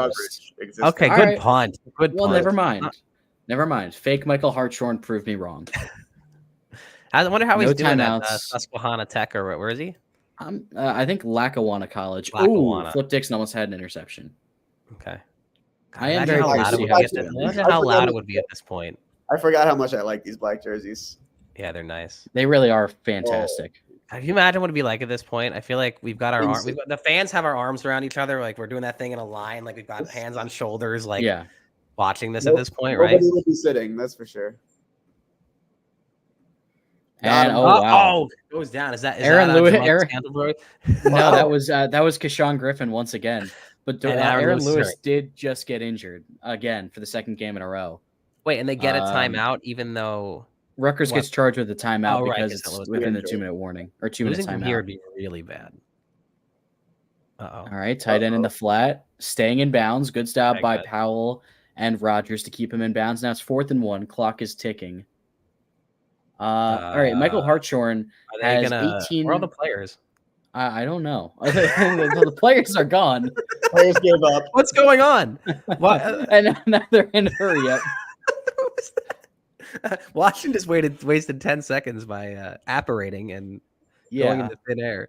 Rutgers sends a blitz, and it's an easy conversion, and they keep him in bounds once again. Robert Longerbeam keeps him in bounds. Not great situational awareness. I did find statistics. So Michael Hartshorn on the season, he has 18 punts for 695 yards, an average of 38.6 yards per punt. Does have a long of 61 and only 1 touchback, and 3 punts over 50-plus yards in 4 games. So, yeah, pretty impressive. That was the longest to spike the ball I've ever seen in my life. Yeah, this is not well run at all. This 2-minute drill. This leaves a lot to be desired. Maybe the next edition of EA College Football. I feel like the mechanics. The players are also all gone again. They're not in view of that shot. Shout out to EA. All right. So they have to go 77 yards in 22 seconds and no timeouts. This should be very interesting. Malcolm Ray just got put flat on his back. Lots of time. This is fine. Oh, Eric Rogers almost got another interception. All right, 14 seconds. Yeah, Will, it is your fault. Will. I'm going 31-3 Rutgers on Friday. No, you're not. 31-3. Let's go. This is from the guy who could not be more sure Virginia Tech was winning this. I did bet on Virginia Tech. I did do that. When I got to New York, I did do that. Didn't work out. Rutgers sending another blitz, and that one, I don't know what the heck he was doing. He was kind of there. That was there. Yeah, that was a touchdown. That was a touchdown. Yeah. I don't know. We saw that multiple times last Saturday against Virginia Tech.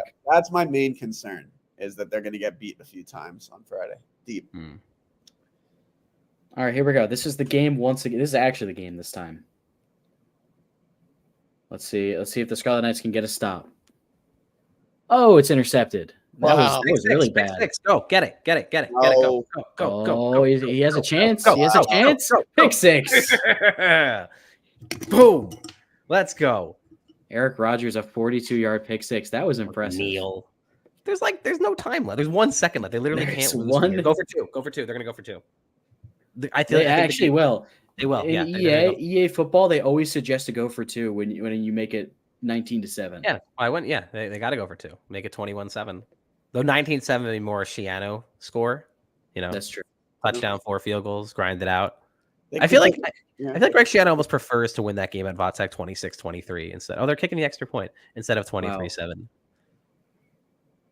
All right. Looks like we're going to win this. Could you imagine 20? Oh my God. We're not rushing the field after this game. No. Wait, are we? No, absolutely not. I don't know, man. People might do it. Why? I don't know. Defending national finalist. There's Friday like 3 night players on that roster who played in the college football playoff. Drunkenness. I think people might storm the field on Friday. People got to be healthy for the scrimmage the next day. I got to jump. Do you think anyone's going? I don't think anyone's. I'll be there. You'll be there, but I don't think any of the students are going to the scrimmage, Danny. I'll see you Friday. Bye. Danny Breslauer joining us here on Sports Radio at 1766. That was fun. That was a lot of fun having Danny. That was 1 tackle for Tyron Powell, player of the game. Oh, he had that pick. He had 3 interceptions actually. Oh, he did? Wow. Okay. Yeah, he had all 3. That's the second game that we had with 3 interceptions. Yeah, except this time it was the defense getting the 3 interceptions instead of the offense. Yeah. So a big win. Rutgers is now 3-0 in our simulations. Oh no, they lost last week. They lost to Votek. They're 3-1. Yeah. 2-1. We didn't do Howard. Or 2-1. Right. Yeah. Well, we can just assume they won. All right. Let's check out the stats. Washington actually finished with more rushing yards and passing yards. That's weird. I guess because that fourth quarter they really kind of they really garbage kind of stepped it up. Yeah. Actually, no. Rutgers did finish with more rushing yards. I don't know why. I think it's going off of yards per carry or something like that. I don't know. No, 195, 194. Wow, 1 yard, and yet they still won by 2 touchdowns. I mean, going into the fourth quarter, it was really kind of a blowout, or like the yardage was really different. Yeah, 4 turnovers. That'll do it. Let's see. Ethan Kalikmanis had an okay game. 150 yards, 52% completion percentage. Kind of a median He did game, get sacked. Yeah. Kamanunga had a good game. He did get injured, but then he came back. Pretty solid game all around. Nazim Brantley had that big play to put him in the red zone to set up the first touchdown. And then Washington. Let's see. Will Rogers, 16 of 32, 158 yards, 4 interceptions. That was killer. Let's see. Jonah Coleman had 11 carries. It was really a similar game in pretty much every single aspect except for the turnovers. Yeah, so. But a big win. Picking up the very W. Big win. I mean, look, we got some stuff we got to work out with StreamYard. I'd like to use more of like the soundboard and stuff. I might have to go like get the professional version or whatever, depending on what we want to do. But I think that went great. It was so easy to bring people on. Having on Mike, having on Brian, having on Danny. We'll have more goodness. We do have some sounds that I loaded in here. Because we literally decided to use StreamYard this morning when I was like, oh, wait, this StreamYard exists. Let's look into that. Yeah. And then within like 10 minutes, I was, oh, this is a lot better. And it just like much flawlessly plays sound. You know? Biggest piece of turd to ever hit Miami. Notice that you put that one in. Never go wrong. What do you think? I thought that went well. It's funny because like I prefer to do things in person. I think that if you want to, by the way, if you want to change your camera back. Oh yes, of course. But I like in person. You know, it's really made the production element of it is really made it much easier to do it. So it's like the episodes like this. So I need to change my. I can leave it like this if I really wanted to. Just the idea, the production element is made a lot easier doing it like this. But yeah, we have some stuff to figure out. I thought this went great. I thank you to Mike and Brian and Danny for coming on. That was a lot of fun. To have them on our crappy version of the Manning cast. And overall, I think Sports Radio 1766 continues to improve. And I think that within a short amount of time, we will clearly be the best Rutgers podcast. And I think after that, we'll be the best podcast of any kind. We are going to buy all of them. I think that exponential growth is a real thing. And I think that every week we get a little bit better. And I think that I think this is going in a good direction. I think so too. I'm trying to change my camera. Back to there we go. Okay, we're back. There we go. So yeah, okay. So we got game on Friday. We've got tailgate. We'll record some stuff there, and we'll talk in the parking lot. We'll actually put it out this time. I'll throw on what we had from the Akron game, what the little bit I had from Saturday, and then you said you might have some stuff. Maybe I could throw it on to the audio portion of this when we put it out. But thank you to everybody for checking us out on YouTube. If you've gotten this far, we're an hour and 40 minutes. So thank you for joining us. If you're watching this later, we're hoping that this gets saved to YouTube. We didn't actually know that for sure, but I think it does. I'm pretty sure. I would imagine it gets saved to YouTube, and then you can rewatch later. But yeah, overall, I think that Sports Radio 1766 is going very well. I think that the production value is going to the roof, and I just think everything's great. I think we're doing great. I agree. The ceiling is the roof, I think was the quote. Goodness gracious! We really only have like 4 sounds that we've played. We really need to it's really on me, I guess, to branch out there a little bit, you know. We do have this. Princeton's okay, gonna one try more to show up sound, in then full we'll force go. and be, we made a tournament. We made far. We smart. Like, dude, you gotta get ran up and down the court. Like, we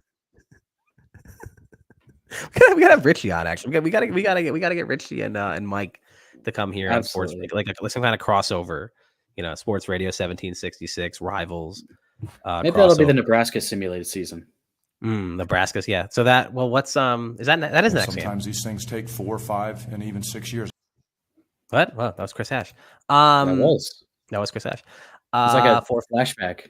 And sometimes these things take 4, 5, and even 6 years. Yeah, that's it. Let's finish up there. I just have to hit this end stream button and then we are done. So goodbye to those of you who are watching live. Wait, what was this? Oh my God. Good gravy. All right, well, let's just end it there. I'm gonna hit the end stream button. Bye. All right.